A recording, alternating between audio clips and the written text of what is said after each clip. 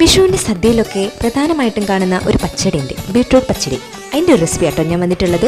ഇത് എൻ്റേതായ സ്റ്റൈലാണ്. പലരും പല രീതിയിൽ വെക്കും. അങ്ങനെയുള്ളവർക്ക് കമൻറ്റ് ചെയ്യുക വേറെ രീതിയിൽ വെക്കുന്നത്. ഞാൻ എൻ്റേതായ രീതിയിൽ നിന്ന് പരിചയപ്പെടുത്തി തരാം.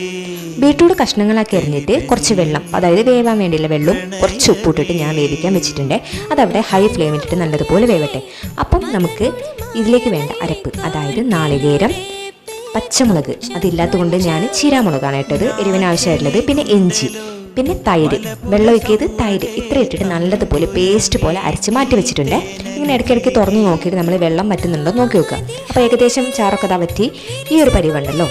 ഈ വെള്ളം വറ്റാൻ നിൽക്കണ്ട. ആ സമയത്ത് നമുക്ക് ബീട്രൂട്ടൊക്കെ കോരി മാറ്റി വെക്കേ. ഒന്ന് ചൂടാറിയിട്ട് വേണം മിക്സിയിലിട്ടിട്ട് നല്ലതുപോലെ അരച്ചെടുക്കാം. കുറച്ച് വെള്ളം അതിൽ പാറ്റി നിന്നോട്ടെ, അതങ്ങനെ തന്നെ നിന്നോട്ടെ കേട്ടോ. എന്തായാലും ഈ ചൂട് അടുക്കളയിലൊന്നും നിൽക്കാൻ പറ്റില്ല. വേഗം പണി കഴിച്ച് തീർക്കാനേ നമുക്ക് തോന്നുള്ളൂ. അപ്പോഴൊക്കെ ഞാൻ ആലോചിക്കും, ഈ ബേക്കറി അല്ലെങ്കിൽ ഹോട്ടലിലൊക്കെ നിൽക്കുന്ന ചൂട് ഭക്ഷണം ഉണ്ടാക്കുന്ന ആൾക്കാരുടെ അവസ്ഥ. എങ്ങനെയാണ് അവർ ഭക്ഷണം ഉണ്ടാക്കാവോ? എൻ്റെ അച്ഛൻ്റെ ബേക്കറിമാനാണ്. ഞാൻ സത്യം പറയാലോ, ഈ ഒരു സമയത്തൊക്കെ ഞാൻ നല്ലതുപോലെ എൻ്റെ അച്ഛനെ കുറിച്ച് ആലോചിക്കാറുണ്ട്. ഈ ചൂടത്ത് ആ വെയിലും അതേപോലെ തന്നെ ചൂടും, ഈ അടുപ്പിലൊരു ചൂടുണ്ടല്ലോ, അതൊക്കെ അടിച്ചിട്ട് എങ്ങനെ പണിയെടുക്കുക? അങ്ങനെ ദിവസത്തെ വരുമാനത്തിന് വേണ്ടി കഷ്ടപ്പെടാം.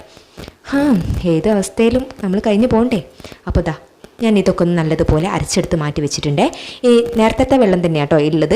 അതിലേക്ക് അരച്ച് വെച്ച പേസ്റ്റും കൂടി തട്ടി കൊടുത്തിട്ട് നല്ലതുപോലെ ഒന്ന് ഇളക്കി യോജിപ്പിച്ചെടുക്കുക. വേറെ വെള്ളമൊന്നും എക്സ്ട്രാ ആഡ് ചെയ്യണ്ട കേട്ടോ, ഈ ഉള്ള വെള്ളം തന്നെ മതി. അതൊന്ന് കുറുക്കി എടുക്കുക. നല്ലതുപോലെ ലോ ഫ്ലെയിമിൽ നിന്ന് ഹൈ ഫ്ലെയിമിൽ തന്നെ കൂട്ടിയിട്ടോളി. അത് അവിടെ തിളച്ച് വരുന്ന സമയത്ത് നമുക്ക് നേരത്തെ അരച്ച് വെച്ച അരപ്പുണ്ടല്ലോ, തൈരും അതേമാതിരി പച്ചമുളകും ഇഞ്ചിയും തേങ്ങ, ഇത്രയും സാധനം ഇട്ടിട്ട് വെള്ളമൊന്നും ചേർക്കാണ്ട് അരച്ചത് ഇതിലേക്ക് ഇട്ട് കൊടുക്കുക. ഈ സമയത്ത് ലോ ഫ്ലെയിം ആക്കണേ, കാരണം തൈരുള്ളത് കൊണ്ട് പെട്ടെന്ന് വെള്ളം പോലെ ആയിപ്പോവും. അപ്പോൾ ഒന്ന് ലോ ഫ്ലെയിമിൽ ഇട്ടിട്ട് നമ്മൾ കുക്ക് ചെയ്യാം. അങ്ങനെ ഈ സമയത്ത് തന്നെ കടുകുണ്ടല്ലോ, കടുക് നമ്മൾ ഒന്ന് ചതച്ചെടുക്കുക. അതായത് മിക്സിയിലിട്ടൊന്നല്ല, ഒന്ന് അമ്മിക്കല്ലല്ലോ അങ്ങനെ എന്തിട്ടിട്ട് ചതച്ചെടുത്തിട്ട് കുറച്ചിട്ടോ, ഒരുപാടൊന്നും ചേർക്കരുതേ, കുറച്ച് ഇതിലേക്ക് ആവശ്യത്തിന് ആഡ് ചെയ്ത് കൊടുക്കുക. എന്നിട്ട് നല്ലതുപോലെ മിക്സ് ചെയ്യുക. ഈ സമയത്ത് നമുക്ക് ഉപ്പൊക്കെ നോക്കിയിട്ട് ആഡ് ചെയ്യണമെങ്കിൽ ആഡ് ചെയ്യാം. ഞാൻ കുറച്ചും കൂടി ഉപ്പ് ആഡ് ചെയ്തിട്ടുണ്ട്, ആ മധുരിപ്പൊക്കെ ഒന്ന് ബാലൻസ് ചെയ്യാൻ വേണ്ടിയിട്ടാണ് കേട്ടോ. ഇഞ്ചി ആഡ് ചെയ്യുന്നതോടെ തന്നെ ഒരു പ്രത്യേക ഫ്ലേവറാണ്. ഇനി വേറെ രീതിയിൽ വെക്കുന്ന ആൾക്കാരൊക്കെ ഉണ്ടെങ്കിൽ കമൻറ്റ് ബോക്സിൽ പറയാം കേട്ടോ. ആ രീതിയിൽ ട്രൈ ചെയ്ത് നോക്കാമല്ലോ. ഇത് ഞാൻ വെക്കുന്ന രീതിയാണ്. അപ്പോൾ ഇതിനേക്കാളും കുറച്ചും കൂടി കട്ടി കുറഞ്ഞിട്ട് വെക്കേണ്ടവർക്ക് അങ്ങനെയും വെക്കാം. ഞാൻ കുറച്ച് ലൂസായിട്ട് വെച്ചിട്ടുണ്ട്, കുറേ ആൾക്കാരുള്ളത് കൊണ്ട്.